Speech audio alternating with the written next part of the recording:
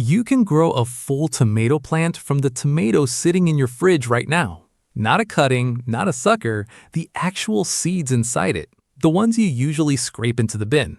Most people throw away a whole season of free tomatoes without knowing it. Here's the catch nobody mentions.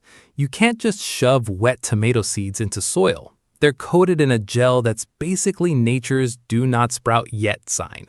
Skip the next part and you'll wait weeks for nothing, or get nothing at all. So let's not skip it. Step 1. The scoop and ferment. Cut your tomato in half and squeeze the seeds and the gel around them into a clear cup or jar. Add a splash of water, just enough to cover them. Leave it somewhere warm for 2 to 3 days. Don't put a lid on tight, it needs air. This part smells a little funky, I won't lie to you. What's actually happening, that fermentation breaks down the gel coating that blocks germination, and it kills off some of the surface bacteria that would otherwise rot your seeds in the soil later. You'll know it's ready when a thin layer of mold or foam forms on top, and the good seeds sink to the bottom. Step 2. The part people get wrong. Here's the mistake almost everyone makes. They see mold and panic and throw the whole jar out. Don't. A little surface scum is normal. It's a sign the fermentation is doing its job, not that it's failed. Rinse the seeds in a fine strainer, rub off any leftover gel with your fingers, then spread them on a paper towel to dry for about a day. Skip the rinse and the gel just regrows the same problem you fermented to solve. Step 3.